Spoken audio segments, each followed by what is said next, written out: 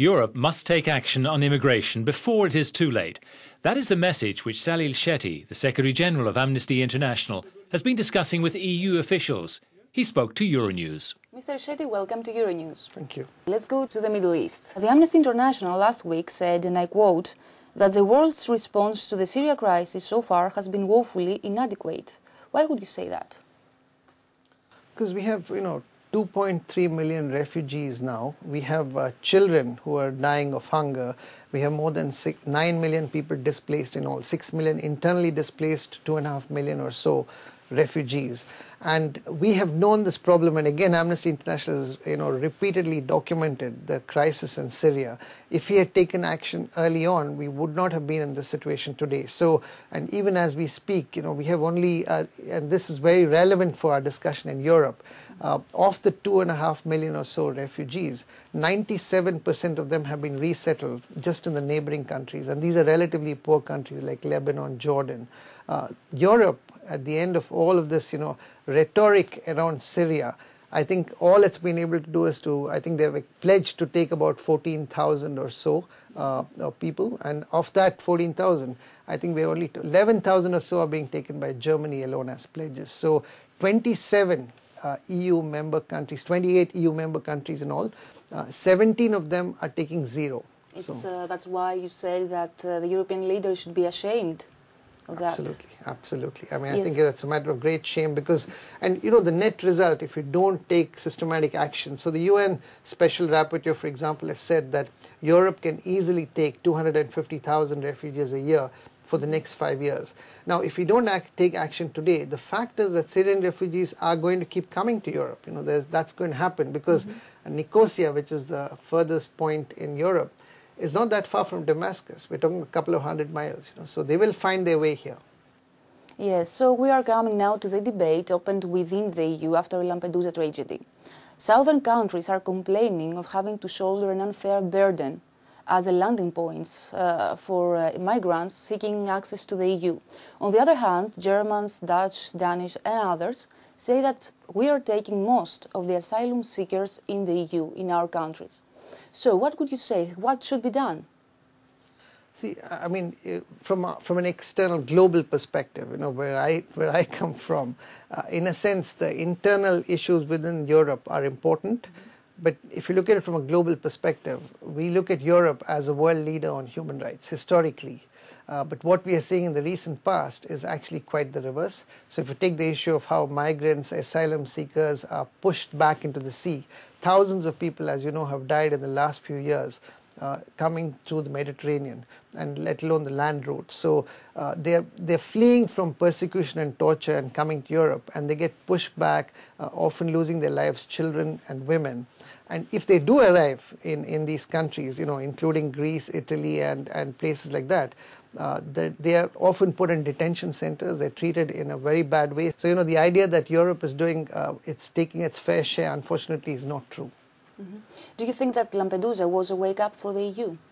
Well, we thought so. I mean, that is the unfortunate fact that this is now a few months ago that it happened, and there was, I think it really pricked the conscience of European people and European leaders. But if you look at what's actually happened in practice since then, apart from having meetings and rhetorical statements, not much has changed in practice, and that's one of the reasons I'm here. The EU, after Lampedusa tragedy, has launched a European surveillance border control system that has been very strongly criticized by the human rights organizations.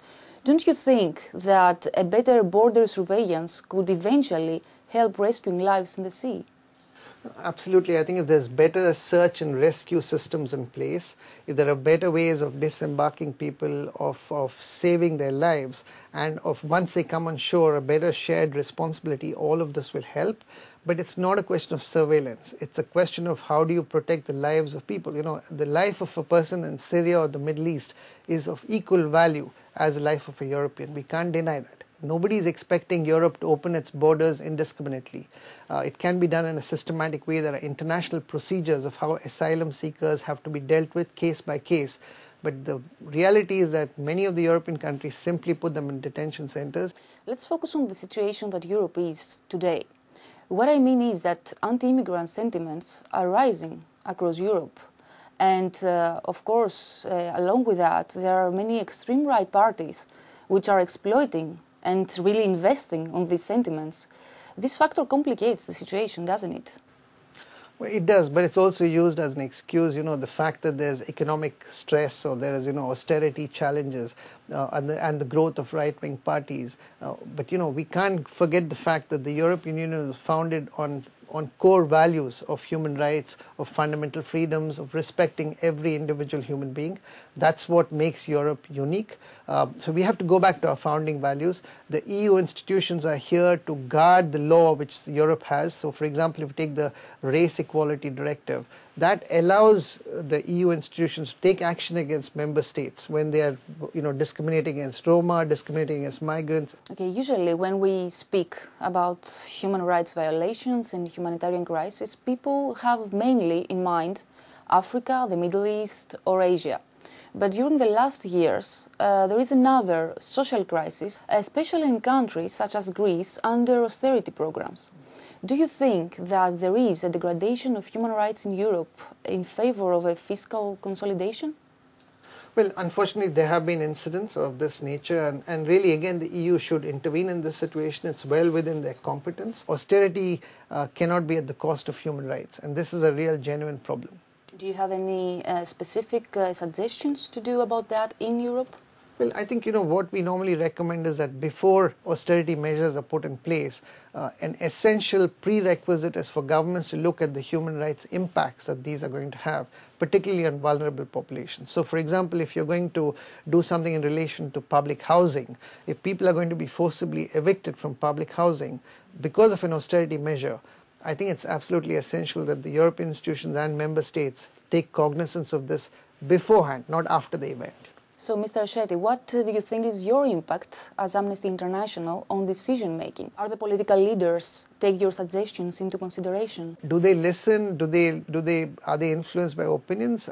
I believe they are, but the important thing for us is that human rights is a universal set of rights, and we don't talk based on whether somebody is listening or not. It's very important for us to shine the light, to speak truth to power, and I think over time, truth and justice will prevail. Are you optimistic for the future? Always optimistic. That's the nature of my work. So, Mr. Shetty, thank you for being with us. Thank you, my pleasure.